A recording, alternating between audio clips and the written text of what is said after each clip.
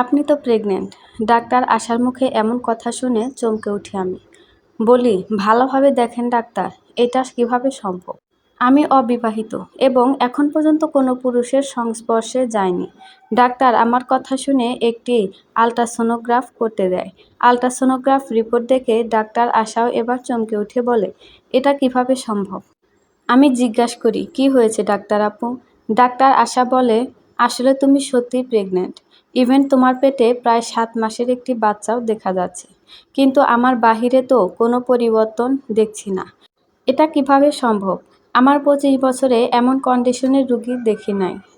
আচ্ছা, তুমি কালকে একবার এসো তো। আর রিপোর্টগুলো থাক আমার কাছে। আমি ডাক্তারের চেম্বার থেকে বাসার দিকে হাঁটতে থাকি আর ভাবতে থাকি, কিভাবে সম্ভব এটা? আমার পেটে 7 মাসের বাচ্চা, অথচ আমার পেটের কোনো পরিবর্তন আসেনি। আর পেটে কখনো তো ব্যথাও অনুভব করি নাই। ভাবতে ভাবতে বাসায় আসি, এসে ফ্রেশ হয়ে ঘরে বসে থাকি আর চিন্তায় থাকি। যদি সত্যি এমন হয় তাহলে সমাজে মুখ দেখাবো কিভাবে? সমাজ তো আমার কথা বিশ্বাস করবে না। সত্যি তো, পুরুষের স্পর্শ ছাড়া কিভাবে বাচ্চা হয়? আমার কিছুদিন হচ্ছে প্রসবের জ্বালা পোড়া হচ্ছে আর মাথাটা ঘোরার জন্য ডাক্তারের কাছে গেলাম। কিন্তু ডাক্তার আপু এমন বলবে ভাবতেও পারি নাই। আমি বাড়িতেও জানাইনি এখনো। প্রচুর ভয় লাগছে। তবুও ভয়ে ভয়ে মাকে আমার ঘরে ডাকলাম। মা ঘরে এসে বলল, কি হয়েছে মা? আমার মাথা ঘোরার জন্য ডাক্তার দেখিয়েছি। কিন্তু ডাক্তার আপু আমাকে যা বলেছে তা আমি বিশ্বাস করতে পারছি না। কি বলেছে ডাক্তার? আমি নাকি প্রেগন্যান্ট? কি কি বলিস এগুলা? কিভাবে সম্ভব? আমি কাঁদতে কাঁদতে মাকে জড়িয়ে ধরি এবং বলি, বিশ্বাস করো মা, আল্লাহর কসম, আমি কোনো পুরুষকে স্পর্শ করিনি। বিশ্বাস করো মা, আমি অত খারাপ না মা। আরে পাগলি, কাঁদতে হবে না। আমি জানি আমার মেয়ে কেমন। তারপর ডাক্তার কি বলল? আগামীকালকে আবার দেখা করতে বলল। আচ্ছা ঠিক আছে, কালকে আমিও তোর সাথে যাব। দেখিস কোনো ভুল হয়েছে। এখন টেনশন না করে খেয়ে নে। বিষয়টা বাবাকেও বলিনি, এমনকি ভাইয়াকেও বলিনি লজ্জায়। আগে শুনি কালকে ডাক্তার কি বলে। রাতে এগুলা টেনশন করতে করতে ঘুমিয়ে পড়ি। সকালে ঘুম থেকে উঠে খাওয়া দাওয়া করি। বাবা অফিসে যাওয়ার পর ভাইয়াকে বাসায় রেখে ডাক্তারের কাছে যাই, আমি আর আমার মা। ডাক্তার আপুর কাছে যেতে ডাক্তার আপু আমাকে বলে, এসেছো? আমি, জি আপু। সাথে কে ইনি? আমার মা। আচ্ছা বসো। আচ্ছা তোমার নাম কি? আর কিসে পড়ো? আমি দীপ্তি, আর এইবার অনার্স 2য় বর্ষ। আচ্ছা, তোমার কোনো বয়ফ্রেন্ড আছে? ডাক্তারের মুখে এমন কথা শুনে একটু বিব্রত হই। আমার পাশে মা বসে, তাই একটু লজ্জা করছিল। তবুও বললাম, জি আছে, কিন্তু আমি ওকে এখন পর্যন্ত স্পর্শ করি নাই। ডাক্তার আশা এবার বলে, আসলে তোমার ভেতরে আরও একটি জীবন্ত সত্তা রয়েছে, এইটা শিওর। কারণ আমি জেলার সব থেকে বড় বড় গাইনি বিশেষজ্ঞদের সাথে তোমার বিষয় নিয়ে আলোচনা করেছি। তোমার শারীরিক কোনো পরিবর্তন ছাড়াই প্রায় 7 মাসের বাচ্চা ভিতরে আমি ডাক্তার শাস্ত্রে দেখিনি। তবে এমনটা যে একদম এই হয় না তা কিন্তু নয়। এমন হয় তবে খুব রেয়ার, যেটা বাচ্চার পুষ্টির অভাব থাকে।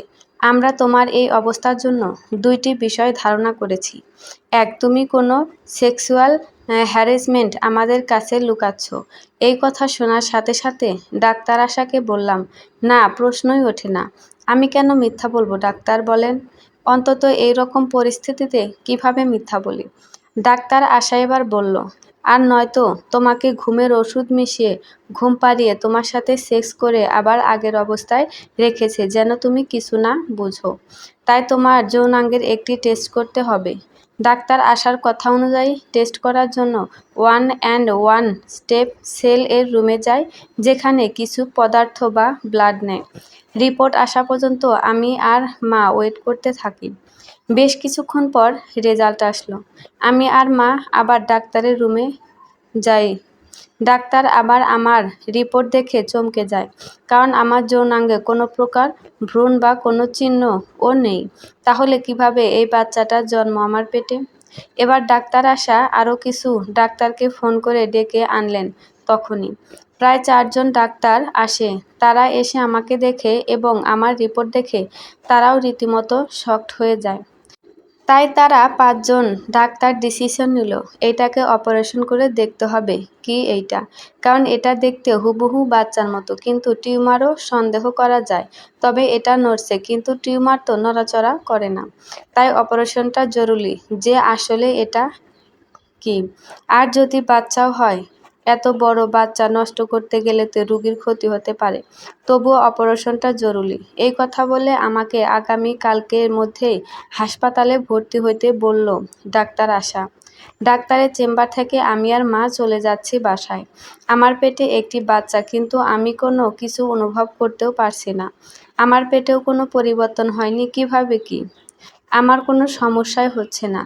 আমি শুনেছি বাচ্চা নষ্ট করার ওষুধ আছে, যা ১ সপ্তাহ খেলে বাচ্চা নষ্ট হয়ে যাবে। যেই ভাবা সেই কাজ। পেটের বাচ্চাটাকে নষ্ট করার জন্য মেডিসিনের দোকান থেকে কিট ওষুধ কিনে নিয়ে বাড়িতে আসি। বাড়িতে এসে ডাক্তারের কথাগুলো বাড়ির সবাইকে বলি। সবাইকে বলতে বাবা আর ভাইকে। আমার বাবা শুনে বলে কালকে অন্য একটি ডাক্তারের কাছে যাব। আমার এক বন্ধু আছে, খুব ভালো ডাক্তার। বন্ধুর নাম আফনান, আমার স্কুল ফ্রেন্ড। ওর কাছে নিয়ে যাব কালকেই তোকে। কোনো সমস্যা নেই। আরে এখনকার ডাক্তার তো খুব একটা ভালো না। হ্যাঁ, এমনি একটা বলে দেয় আর অপারেশন করতে চায়। তুই কোনো টেনশন করিস না। কালকেই নিয়ে যাব আমার বন্ধুর কাছে। তুই খেয়ে নে তো দীপ্তিমা, আর কোনো টেনশন করিস না। বাবার কথা শুনেও নিজেকে সান্ত্বনা দিতে পারছিলাম না। আসলে যে ডাক্তার এই দেখুক, সে তো একই কথাই বলবে। আমার পেটে একটি বাচ্চা। আমি গোসল করে ফ্রেশ হয়ে দুপুরের খাবার খেয়ে বারান্দায় গিয়ে ভাবতে থাকি, কিভাবে এইটা সম্ভব। আসলে কি এইটা বাচ্চা নাকি টিউমার, না কোনো অভ্র শক্তির কোনো কিছু। জানি না, আমি তো কোনো কিছু ফিল করতে পারছি না। আসলে ডাক্তার কোনো ভুল বলল নাকি আমি কিছু বুঝতেও না। আজকে রাতে কিট খেয়ে ঘুমাবো। ১ সপ্তাহ খেলেই সব ঠিক হয়ে যাবে আমি জানি। কারণ আমার কোনো সমস্যা হচ্ছে না। সারাদিন অনেক কাজ করে রাতে খাবার খেয়ে কিটের একটি ক্যাপসুল খেয়ে ঘুমিয়ে পড়ি। প্রায় রাত ঠিক ২টার দিকে প্রচণ্ড আকারে পেট ব্যথা শুরু হয়। অসহ্য ব্যথা, মনে হচ্ছিল যেন পেটের ভেতর নাড়িগুলো কেউ একজন হাত দিয়ে টেনে টেনে ছিঁড়ে ফেলছে। আমি জোরে জোরে চিৎকার করে কাঁদতেছি, কিন্তু পাশের ঘর থেকে আম্মু শুনছে না। আমি সহ্য করতে পারছি না আর। মনে হচ্ছিল যেন মারা যাব এখনই। হঠাৎ বিছানার নিচ থেকে কালো ঘুটঘুটে একটি বড় মাথাওয়ালা মানুষের মতো অবয়ব, অন্ধকারের জন্য খুব বোঝা যাচ্ছে না ভালো, বাহির হয়ে আসে। আমি দেখে ভয় পেয়ে যাই, কিন্তু আমার পেটের ব্যথা যে এতটাই যন্ত্রণা করছিল, তাকে দেখে ভয়টা যেন আমার কিছুই মনে হচ্ছিল না। আর শুধু মনে হচ্ছিল মরে যাব আজকে এই ব্যথায়। কিন্তু সেই বড় মাথাওয়ালা কালো মানুষের মতো অপবয় আমার কাছে এসে আমার পেটে হাত দেয় সরাসরি। আমি ভয়ও পেয়ে যাই, কিন্তু তার হাত দেওয়ার সাথে সাথে আমার পেটের ব্যথাটা ঠিক হয়ে যায়। আমি অবাক হয়ে যাই, কিভাবে এত তাড়াতাড়ি এত প্রচণ্ড ব্যথা ঠিক হয়ে গেল। এরপর পেট থেকে হাতটা সরিয়ে নিয়ে অবয়বটা কোথায় যেন হারিয়ে গেল। আর আমার সামনে থেকে হঠাৎ ফাঁকা স্থান থেকে কে যেন আমাকে বলছিল, খবরদার, এই বাচ্চাকে যদি আরেকবার নষ্ট করার চেষ্টা করো, তাহলে তোমার পরিবারকে ধ্বংস করে দিব আমরা। আর এই বাচ্চাটা যে আমাদের জিন জাতি, এই কথা যদি অন্য কাউকে বলো, তাহলেও তোমার ক্ষতি করব। আমাদের বাচ্চাটা প্রসব হওয়ার সাথে সাথেই নিয়ে যাব। তোমার কোনো ক্ষতি করব না। আর এই বাচ্চাটার ভিতর এখন তোমার মায়ের প্রাণ ভোমরা রেখেছি। যদি এই বাচ্চাটার ক্ষতি করার চেষ্টা করো, তাহলে তোমার মাও মারা যাবে। এই কথা যত গোপন রাখবে তোমার জন্য ততই ভালো। এই কথা শুনে আমিও ফাঁকা জায়গায় বললাম, তোমাদের এই বাজে সন্তানকে কেন আমার পেটে নিলে? কেন, আমি কি ক্ষতি করেছি তোমাদের? ফাঁকা স্থান থেকে উত্তর আসলো, খুব শীঘ্রই জানতে পারবে। শুধু জেনে রেখো, কাউকে বলতে যেও না। আর বাচ্চাটার কোনো ক্ষতি করো না, সাবধান। আজ থেকে তোমার সাথে একটি জিন দাসী রেখে গেলাম। সে তোমার সাথে সব সময় থাকবে এখন থেকে। আর ২ মাস পরেই তোমাকে ছেড়ে দিব আমরা। আর একটা কথা, যদি তুমি বাচ্চাটাকে কোনো ক্ষতি বা মেরে ফেলার চেষ্টা করো, তাহলে তোমার মায়েরও ঠিক সেইভাবেই ক্ষতি হবে। বলে চুপ হয়ে গেল পরিবেশটা। আমি চিৎকার করতে বলতে থাকি, আমার সাথে এমন করছো কেন তোমরা? কেন কেন কেন? পাশের ঘর থেকে এতক্ষণে মা দৌড়ে আসে আমার রুমে। এসেই বলে, কি হয়েছে মা তোর? স্বপ্ন দেখেছিস নিশ্চয়। তুই সব সময় এই চিন্তায় থাকিস জন্য এইসব বাজে স্বপ্ন দেখিস তুই। মায়ের এই কথা শুনে আমার সব কিছু বলতে শুরু করলাম, কিন্তু চেয়ে দেখি মা জ্ঞান হারিয়ে ফেলেছে। আমি আবার চিৎকার করে আব্বু আর ভাইয়া এসে আম্মুর মাথায় পানি ঢেলে জ্ঞান ফেরে। আম্মুকে জিজ্ঞেস করতে বলে প্রেসারের চাপ দিয়েছিল মনে হয়। আম্মুকে শুয়ে দিয়ে আমিও আমার রুমে শুয়ে থাকি। আর ভাবি, আমার এই কথা কাউকে বললেই মনে হয় তাকে অজ্ঞান করে দিবে, কারণ তারা আমার কাছে একজন জিনকে রেখে গেছে। সেই বুঝি এমন করে, তাহলে আমি কি করব বুঝতে পারছি না। রাতটা কোনো রকমে কাটিয়ে সকালেই চলে যায় বাবার বন্ধু ডাক্তার আফনানের কাছে। ডাক্তার আফনান এর চেম্বারে তার জন্য অপেক্ষা করি। বেশ কিছুক্ষণ অপেক্ষা করার পর ডাক্তার আসি। ডাক্তার আফনান এসে আমাকে বলে, কেমন আছো দীপ্তি? আমিও শান্ত মেয়ের মতো বলে দিলাম, জি ভালো। ডাক্তার আফনান, আচ্ছা, তোমার কথা সব শুনেছি। তোমার বাবা আমার স্কুল ফ্রেন্ড। দেখি তোমার রিপোর্টগুলো, দেও তো সবগুলো। কিছুক্ষণ রিপোর্টগুলো দেখার পর ডাক্তার বলল, আসলে তোমার যে সমস্যা এটা সত্যি অনেক ক্রিটিক্যাল। আর তোমার ভার্জিনেশন পরীক্ষাটাও করা আছে, সব নেগেটিভ, কিন্তু প্রেগন্যান্সিটা পজিটিভ এবং আলট্রাসোনোগ্রাফেও একটি বাচ্চা দেখা যাচ্ছে।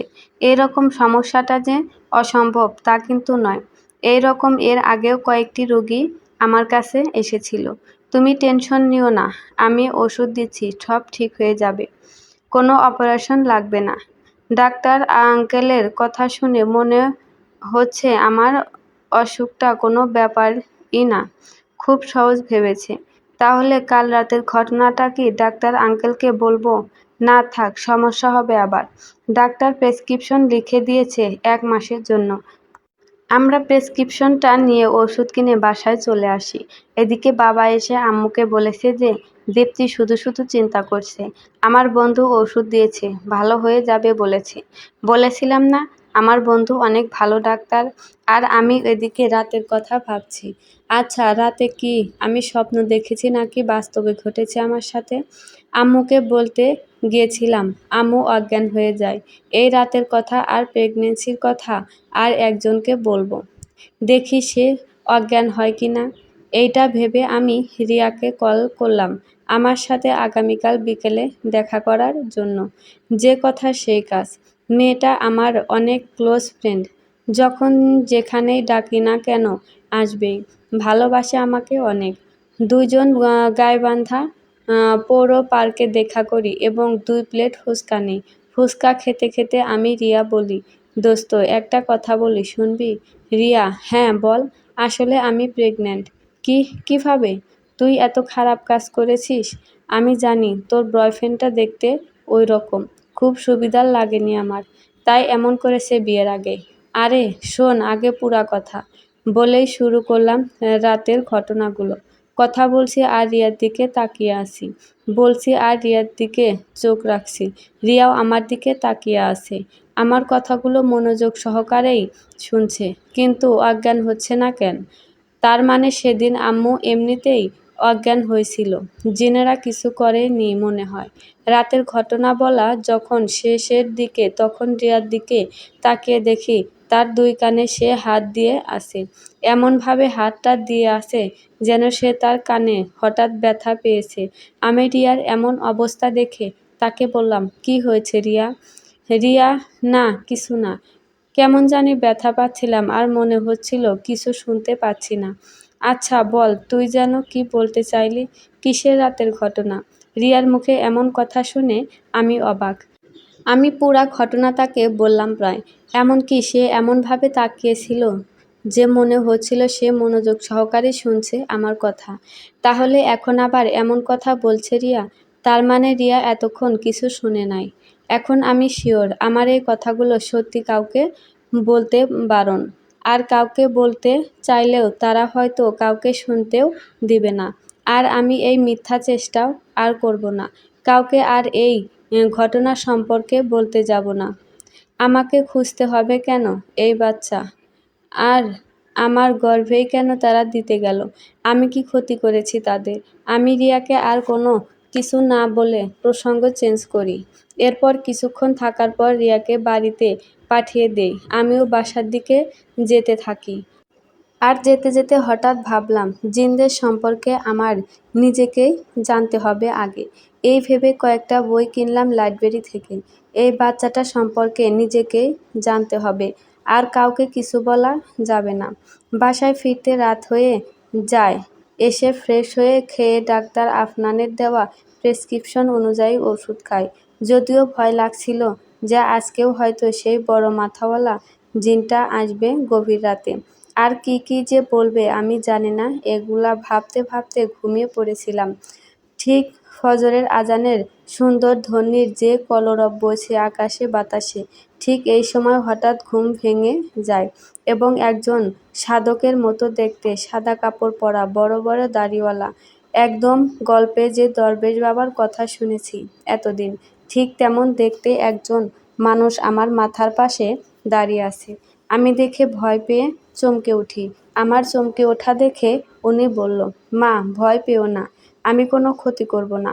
আর তোমার ভিতর জিন বাচ্চা রয়েছে, তাকে এই দুনিয়ায় আলো দেখিও না, কারণ সে যদি ভূমিষ্ঠ হয় তাহলে এই পৃথিবী ধ্বংস করে ফেলবে। পৃথিবীটা রাজত্ব করবে সে, যে করেই হোক তাকে ধ্বংস করো। আমি কিভাবে করব? আমি তো কাউকে বলতেও পারি না। কিভাবে সেটা তুমি ভাবলেই পেয়ে যাবে। আর এই কাজটা শুধু তুমি আজানের সময় করতে পারবে, কারণ আজানের সময় তোমার সাথে কোনো জিন থাকে না। আর আজানের সময় কাউকে বললে সে শুনবে। কিন্তু কিভাবে ধ্বংস করব? এই কথা বলার সাথেই দেখি লোকটি আর আমার মাথার কাছে নেই। তাড়াহুড়া করে বিছানা থেকে উঠলাম। উঠেই সব দিকে খোঁজাখুঁজি করলাম, কিন্তু পাইনি কাউকেও। বিছানায় এসে আবার বসি। আর খেয়াল হয় লোকটির আমাকে বলেছিল আজানের সময় আমার কাছে জিন থাকে না। এই সময় এই বাচ্চার কথা কাউকে বললে কোনো সমস্যা হবে না। হঠাৎ এই আবার খেয়াল করি আজান তো শেষ। তার মানে ওই লোকটি আজান শেষ হওয়ার সাথে সাথে চলে গেছে। আচ্ছা, যাক। কিন্তু উনি আমাকে বলল বাচ্চাটা ভয়ঙ্কর, তাকে জন্ম দিতে বারণ করল, আর বাচ্চাটা নাকি এই পৃথিবী ধ্বংস করবে। কিন্তু আমি বাচ্চাটাকে কিভাবে ধ্বংস করব? কোনো কিছু তো বলে দিল না লোকটি। কি করব আমি? আর আমি তো কিছু জানিও না এই জিনদের সম্পর্কে। আর সত্যি বাচ্চাটি পৃথিবীর জন্য না হলেও আমার জন্য ভয়ঙ্কর। সমাজের চোখেও আমি ভিন্ন মানব হব এখন। যাই হোক, আজান শেষ, এখন সকাল হবে, তাই আর ঘুমাইনি।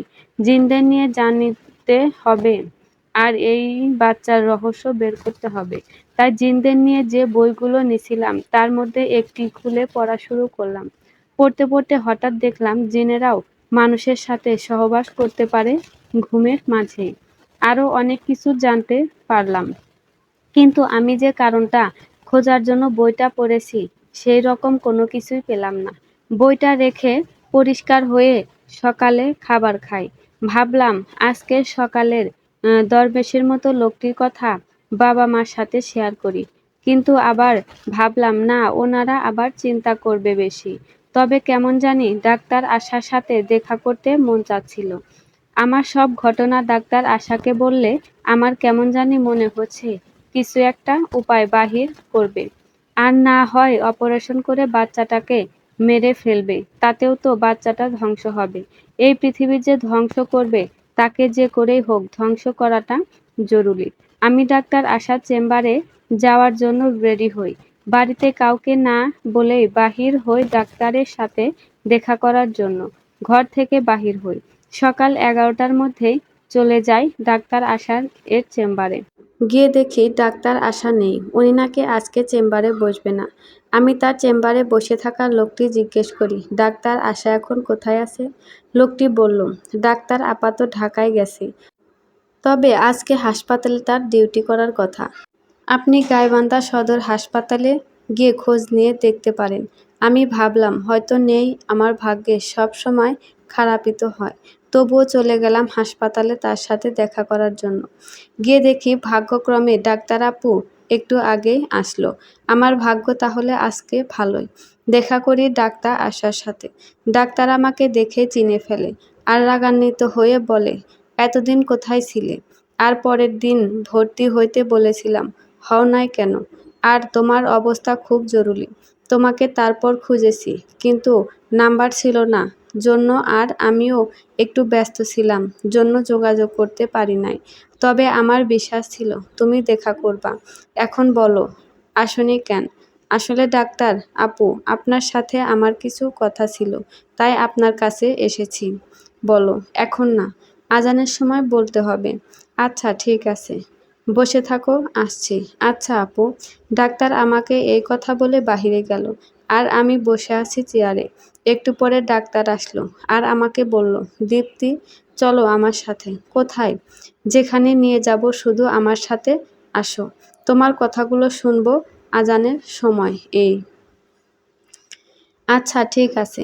আমি ডাক্তারের সাথে সাথে যেতে থাকি। আমি আসলে ডাক্তারের এমন আচরণ কিছু বুঝলাম না। আমি আজানের সময় বলতে চাইলাম, কিন্তু ডাক্তার একবারও জিজ্ঞেস করলো না যে কেন। এখনই বলো, কোনো সমস্যা নাই, ইত্যাদি ইত্যাদি। হঠাৎ এমন কথা শুনে যেন উনিও আমার কথাগুলো আজানের সময় শোনার জন্যই আগ্রহী। তার আগে শুনতে চায় না সেও, কিন্তু আমার জন্য উনি বাকি রুগীকে ফেলে আমাকে সাথে করে কোথায় যেন নিয়ে যাচ্ছে। আর উনি আজকেই আসলো মাত্র, তবুও আমার সাথে সময় দিচ্ছে। যেতে যেতে তিনি একটি বাড়িতে নিয়ে গেল। সেখানে গিয়ে ৫ তলায় উঠে ৫০৮ নাম্বার রুমটা খুলে আমার সাথে করে নিয়ে ভেতরে ঢোকে। রুমটার চারপাশটা মাকড়সার জাল দিয়ে এতটাই ভারী হয়েছিল, মনে হচ্ছিল কয়েক বছর কেউ এই রুমে ঢোকেনি। রুমের ভেতর ঢুকে আর একটু সামনে গিয়ে আর একটি দরজার তালা খুলে রুমে আমাকে নিয়ে একটি চেয়ারে বসায় ডাক্তার আশা। রুমটা প্রচুর অন্ধকার ছিল, তাই কিছু দেখা যাচ্ছিল না রুমে কি কি আছে। আমাকে চেয়ারে বসে তিনি রুমের লাইটটা অন করে দেয়। লাইট অন করার সাথে আমি চমকে উঠি আর বলি, এইটা কিভাবে সম্ভব? বাহিরের রুমগুলা এত নোংরা আর ভিতরের এইটা এত পরিষ্কার। আমি ডাক্তার আশাকে যখনই বলতে যাব এই পরিষ্কারের কারণ, তখন উনি আমাকে বলে, পরিষ্কারের কারণ একটু পরেই জানতে পারবে। এখন বলো তোমার রাতের ঘটনা। এখন না ডাক্তার আপা, আজান দেওয়া শুরু করুক। আচ্ছা ঠিক আছে, একটু পরেই আজান দিবে, প্রিপারেশন নাও। ডাক্তারের কথা শেষ না হতেই আজান দেওয়া শুরু। আমিও আর কিছু না ভেবে আজান শুনে আমার ঘটনা বলা শুরু করলাম। ২ রাতের ঘটনা ডাক্তারকে বলা শেষের দিকে, কিন্তু তবুও আজান শেষ হয়নি। আমিও তো কিছু না ভেবে সব বলে দিলাম ডাক্তার আশা আপুকে। বলা শেষে ভাবলাম, উনি কি বিশ্বাস করব আমার কথাগুলো? ডাক্তাররা তো আসলে এইগুলা খুব একটা বিশ্বাস করে না। এইগুলা শোনার পর ডাক্তার আপু আমাকে বলল, আচ্ছা ঠিক আছে, বুঝেছি, এখন চলো চেম্বারে যাই। আমিও আর কিছু না বলে ডাক্তারের চেম্বারে যাওয়ার জন্য হাঁটা শুরু করলাম। হাঁটতে হাঁটতে ডাক্তার আশাকে বলি, আচ্ছা ডাক্তার আপু, আমি যে কথাগুলো বললাম তা কি আপনার বিশ্বাস হয়েছে? ডাক্তার আপু, বিশ্বাস হবে না কেন? আসলে কিছু কিছু জিনিস আছে যেগুলো বিশ্বাস না হলেও করতে হয়। আমি আর কোনো কথা না বলে হেঁটেই চলছি ডাক্তারের চেম্বারের দিকে তার সাথে। হঠাৎ ঘড়ির দিকে তাকিয়ে দেখি বাজে মাত্র ১২টা ৪৫। এখনও তো আজানের সময় হয়নি। তখন তাহলে কে আজান দিল? আমি ডাক্তারের আসার দিকে তাকিয়ে বললাম, আপু এখন তো বাজে মাত্র ১২টা ৪৫, এখনও তো আজান দেয়নি। তাহলে তখন কিভাবে কি? ডাক্তার আশা আমার কথা শুনে মুচকি হেসে দিয়ে বলল, আসলে তখন যে আজান দিচ্ছে সে একটি জিন। মানে? শোনো, তোমাকে যেদিন অপারেশনের জন্য ভর্তি হইতে বলেছিলাম, সেই দিন রাতে যখন আমি বাড়িতে যে ঘুমাই, ঠিক রাত ২টার দিকে একজন সাধকের মতো আমার কাছে এসে আমাকে আস্তে করে ডেকে তোলে। মানে? তোমার কাছে আজানের সময় যে লোকটি আইছিল, সেই লোকটি। আমি প্রথমে ভয় পেয়ে যাই। তারপর উনি আমাকে বলে, ডাক্তার ম্যাডাম, এই পৃথিবীটাকে বাঁচান। আমি তখন বলি, মানে? ডাক্তার, আপনি আজকে যে রোগী দেখেছেন, যাকে অপারেশনের জন্য ভর্তি হইতে বলেছেন, তার পেটে আসলে সত্যি একটি বাচ্চা আছে এবং সেই বাচ্চাটি একটি শয়তান জিনের বাচ্চা, যে কিনা এই পৃথিবীতে রাজত্ব করবে এবং আস্তে আস্তে এই পৃথিবীটাকে ধ্বংস করে ফেলবে। আপনি একমাত্র যে এই পৃথিবীটাকে বাঁচাতে পারেন। আমি কিভাবে বাঁচাবো? আর আপনি কিভাবে জানেন এত কিছু? তারপর বলে উনি নাকি একজন জিন এবং যে ঘর থেকে ঘুরে আসলে তার প্ল্যানার ছিল এই জিনটাই। সেই রাতে আমাকে সব বলে এই বাচ্চাটার সম্পর্কে এবং আরও বলে, তোমার পেটে কেন দিতে গেল এই বাচ্চাটা জানো দীপ্তি? ডাক্তারের এই মুখে এই কথা শুনে আমি বলি, না ডাক্তার আপু, আমাকে প্লিজ বলেন কেন আমার পেটে দিতে গেল এই বাচ্চাটা, বলেন প্লিজ। আসলে তোমার এই বাচ্চাটা একটি শয়তান জিনের, যে কিনা আজ থেকে 2000 বছর আগ থেকে এই পৃথিবীতে আসার চেষ্টা করছে। আর এই পৃথিবীতে আসার জন্য দরকার ছিল একটি মেয়ের, যার গর্ভে সে বড় হয়ে পৃথিবীতে আসবে। আর সেই বাচ্চাটি তোমাকে পেয়ে যায়, কারণ তোমার বাবা একটি লোভী মানুষ। তোমার বাবার সাথে প্রায় 1 বছর আগেও একটি জিনের সাথে পরিচয় হয়। তোমার বাবাকে সেই জিনটি একটি অফার দেয়, যদি ওই জিনের বাচ্চাটাকে এই পৃথিবীতে ভূমিষ্ঠ করে তাহলে তোমার পরিবারের কাছে একটি আধ্যাত্মিক শক্তি থাকবে এবং তোমার পরিবার ও জিন বাচ্চাটি এই পৃথিবীর মালিক হবে। তবে কোনো একদিন তোমার পরিবারকেও ধ্বংস করে ফেলবে এই জিন বাচ্চাটি। সেই কথা বলে নি তোমার বাবাকে। এই কথা শুনে তোমার বাবাও রাজি হয়ে যায় এবং কিছু কন্ডিশন দিয়েছিল সেই জিনকে। কি কি কন্ডিশন দিয়েছিল বাবা? প্রথম শর্ত ছিল, এই বাচ্চাটা সম্পর্কে যেন আমার মেয়ে কিছুই না জানে, মানে তুমি যেন কিছু না জানো। তারপর তোমার পরিবারও যেন না জানে, আর তোমার যেন কোনো ক্ষতি না করে। এই শর্তগুলো মেনে নেয় জিনটি, আর তাই তোমার পেটে এই বাচ্চাটা। ডাক্তারের মুখে এমন কথা শুনে নিজেকে ঘৃণা লাগছে। এমন একটি পরিবার আমার জন্ম হয়েছে, আর আমার বাবাটা এমন কখনোই ভাবিনি। আমি ডাক্তারকে জিজ্ঞাসা করি, আচ্ছা ডাক্তার আপু, আপনি যেদিন অপারেশনের জন্য ভর্তি হতে বলেছিলেন তার পরদিন আমার বাবা নাকি বন্ধু ডাক্তার ছিল, তাই তার কাছে গিয়েছিলাম। আমি জানি, কারণ সেই রাতে জিনটা আমাকে সব বলেছে। আসলে সেই দিন যে ডাক্তারের কাছে গিয়েছিলে আসলে সে মানুষ ছিল না, সে একজন জিন ছিল। তোমার বাবা তোমাকে প্ল্যান করে তার কাছে নিয়েছিল এবং সে ডাক্তার যে ওষুধ দিছে সেটা পেটের বাচ্চাটাকে তোমার পেটের ময়লা থেকে রক্ষা করার জন্য দিছি। কিন্তু উনি তো আমার বাবা বন্ধু। তুমি কি এর আগে কখনো শুনেছো যে তোমার বাবার কোনো বন্ধু ডাক্তার? না তো।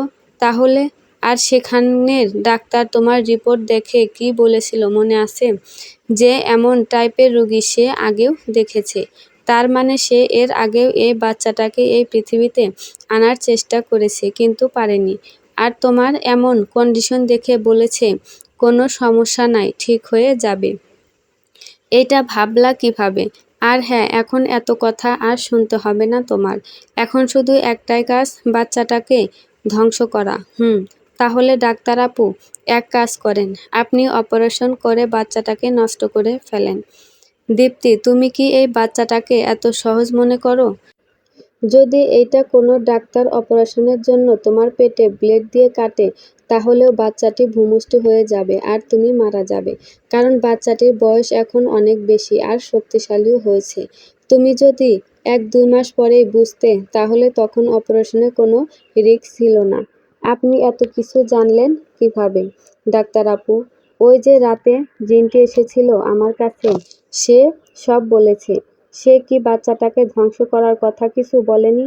বলেছে, কিন্তু তোমাকে বলা যাবে না, কারণ তোমার সাথে একটি জিন সব সময় থাকে। সে যদি প্ল্যানটা শুনে ফেলে তাহলে আর ধ্বংস করা পসিবল হবে না। আচ্ছা, তাহলে আজকেই কিছু একটা করেন। তুমি আগে তোমার বাড়ি থেকে দেখা করে এসো, কারণ তোমাকে যেখানে নিয়ে যাব সেখানে কিছুদিন থাকতে হবে তোমাকে। না ডাক্তার আপু, আমি আর ওই বাবার মুখ দেখতে চাই না। চলেন, আজকে যেতে হবে। না, তোমাকে বাড়িতে যেতেই হবে, কারণ তোমার রুমে একটি জিনিস আছে, সেটা নিয়ে আসতে হবে।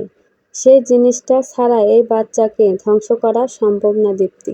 কী জিনিস? তাহলে আমি এক্ষুনি বাড়িতে গিয়ে আনছি। না দীপ্তি, এত তাড়াহুড়া করা যাবে না। আস্তে আস্তে এগোতে হবে আমাদের। আর শোনো, তোমার ঘরের ডান দিকে যে পড়ার টেবিল আছে সেই টেবিলের নিচে দেখবে একটা লাল কাগজ আর্ধভাবে পুঁতে রাখা আছে। সেখানে একটু মাটি তুলে দেখবে একটি জিনিস আছে। আর কী জিনিস সেটা আমিও জানি না। তুমি তুলে নিয়ে কালকে সকালে আমার কাছে এসো দীপ্তি। আমি এই হাসপাতালেই থাকব। আচ্ছা ঠিক আছে ডাক্তার আপু, তাহলে কালকে দেখা হচ্ছে। আচ্ছা ঠিক আছে। আর হ্যাঁ, তোমার বাবা যেন এই কথা না শোনে, আর যে জিনিসটা পাবে সেটা যেন ভুলেও তোমার বাবার কাছে না যায়। আচ্ছা। ডাক্তার আপুর থেকে বিদায় নিয়ে বাবার প্রতি ঘৃণা নিয়ে বাড়ির দিকে যাচ্ছি। আসলে আমার বাবা যে এতটা খারাপ আগে বুঝিনি। সে তার মেয়েকে ব্যবহার করেছে স্বার্থের জন্য। সে সত্যি অপরাধীদের মধ্যে একজন। বাড়িতে যাইতে ইচ্ছে হচ্ছিল না, তবুও যেতেই হবে। ডাক্তার আপু যে বলল কি যেন আছে সেখানে, সেটা নিয়ে চিরতরে বাইর হয়ে যাব বাড়ি থেকে। যে মানুষটা নিজের স্বার্থের জন্য এমন একটা বাজে কাজ করতে পারে, সে একজন বাবা হওয়ার অধিকার রাখে না। তাই তো বলি, বাবা আমার রুমে আসলে সব সময় আমার পড়ার টেবিলের কাছে থাকতো কেন? আচ্ছা, টেবিলে কী জিনিস আছে দেখতে হবে। তাড়াতাড়ি করে বাড়িতে এসে গেট খুলে দেখি গেটের ভিতরে বাবা দাঁড়িয়ে আছে। তাকে দেখে কেমন জানি মনে হচ্ছিল। আমাকে দেখে বাবা বলল, কোথায় গেছিলে দীপ্তি? আমি বললাম, কলেজে গিয়েছিলাম। ইদানিং তুই এত কোথায় যাস? ঘুরতে? বাড়িতে দেখি না তেমন তোকে। কলেজে যাই বাবা, ঘুরতে নয়। বলেই ঘরে চলে গেলাম। বাবার কথাগুলো কেমন জানি বিরক্ত লাগছিল। ঘরে এসে কাপড় চেঞ্জ করে বসে থাকি। বসে থাকতে থাকতে হঠাৎ মনে পড়ে ডাক্তার আপু যে জিনিসটার কথা বলেছে, সে জিনিসটা খোঁজার জন্য বিছানা থেকে উঠে টেবিলের কাছে যেতেই বাবা আমার রুমে চলে আসে। আমি তাকে দেখে আর টেবিলের কাছে গেলাম না। আজকে বাবা সব সময় আমার রুমের দিকেই কেন জানি থাকছে। বাবা কি সব কিছু জেনে ফেলেছে নাকি? আমার সাথে যে জিনটা থাকে সে কি সব বাবাকে বলে দিল নাকি? আমাকে তাড়াতাড়ি জিনিসটা বাহির করতে হবে। আর আজকে রাতেই তাহলে জিনিসটা বাহির করতে হবে। কিন্তু বাবাকেও আজকে আমার রুমে একা আসতে দেওয়া যাবে না। কারণ আমি শিওর আমার আর ডাক্তারের কথাগুলো বাবা সব জেনেছে। আচ্ছা যাই হোক, আমি আজকে সারাদিন আমার ঘরেই ছিলাম। রাতের খাবার খেয়ে আমার ঘরে এসে ভাবলাম বাবার এই নিষ্ঠুর কাহিনীটা মাকে বলে দিব সব। পরে ভাবলাম না, এখন না, বাচ্চাটাকে আগে ধ্বংস করে দেই, তারপর বাবার নিষ্ঠুরতার কথা সবাইকে বলবো। আমি ঘুমিয়ে পড়ি। ঠিক রাত 12টার দিকে বাবা আমার রুমে এসে আস্তে আস্তে টেবিলটা সরায়। তাতেই আমি ঘুম থেকে জাগনা হয়ে বাবাকে দেখেই বুঝে যাই যে আমাদের কথা বাবা সব শুনেছে, তাই জিনিসটা সরিয়ে নিচ্ছে বাবা। আমিও চুপি চুপি বাবার সাথে যাই। গিয়ে দেখি বাবা জিনিসটা তার রুমের বিছানার মাঝে রাখে। আমিও তা দেখে আমার রুমে গিয়ে শুয়ে পড়ি। ঠিক ফজরের আজানের সময় আমি বাবার রুমে গিয়ে জিনিসটা নেই। জিনিসটা দেখে আমি অবাক হয়ে যাই, কারণ জিনিসটা একটি পুতুল এবং পুতুলটি হুবহু আমার মতো দেখতে। এত কিছু না ভেবে আমি পুতুলটি নিয়েই ভোরেই রওনা দেই ডাক্তারের কাছে। ডাক্তারের সাথে দেখা করি তার বাড়িতে। ডাক্তার আমাকে দেখে বলল, পুতুলটা দেখি। আমি তাকে দিলাম। ডাক্তারও পুতুলটা দেখে অবাক হয়ে যায়। এরপর আমাকে নিয়ে আসে গাইবান্ধা শ্মশান ঘাটে এক সাধুর কাছে। সাধুটি আমাদের দেখে বলে, তোমরা এসেছো? ডাক্তার বলে, জি সাধু বাবা। আচ্ছা বসো আর পুতুলটা দাও। আমি সাধুটাকে বললাম, আপনি পুতুলের কথা জানেন? হ্যাঁ। আর আমি ছাড়া এই পুতুলের রহস্য আর তোমার পেটের বাচ্চাটাকে কেউ নষ্ট করতে পারবে না। আপনি বাচ্চা সম্পর্কে কিভাবে জানেন? ডাক্তার আপু বলেছে।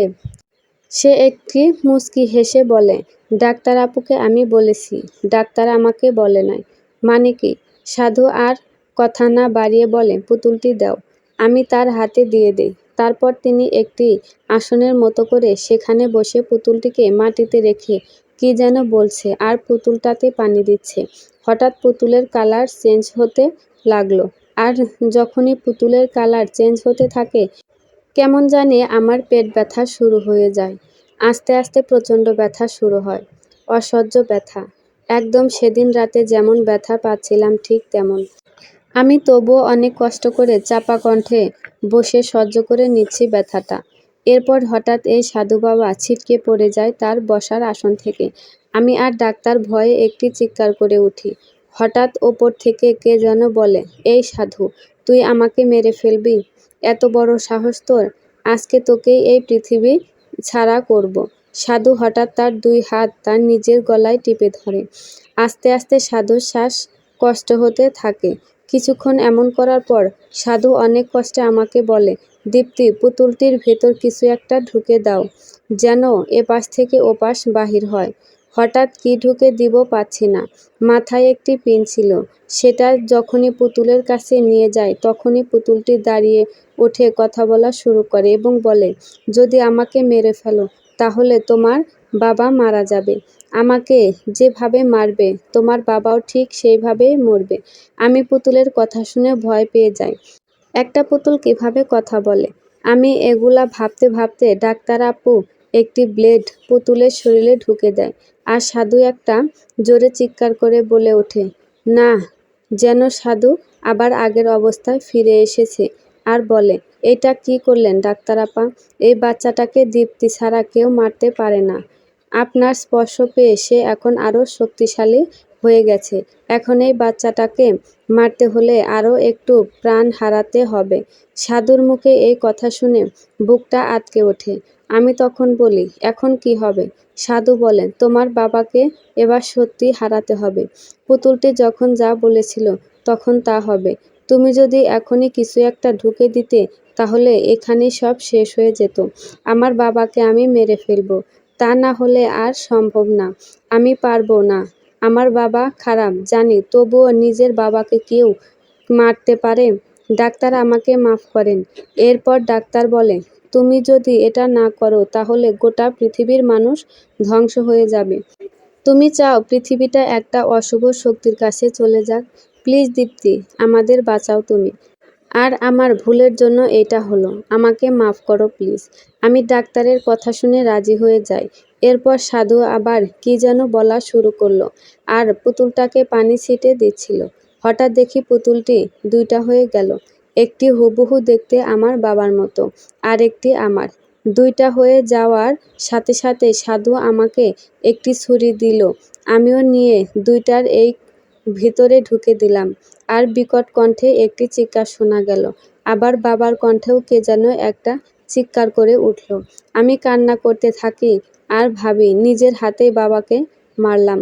হঠাৎ আবার ওপর থেকে কে যেন বলে উঠল, আমাকে জন্ম নিতে দিলে না, চলে যাচ্ছি। তবে যাচ্ছি না, আবার আসবো তোমাদের মাঝে। সেদিন দেখি কে বাঁচায় এই পৃথিবীকে। সমাপ্ত।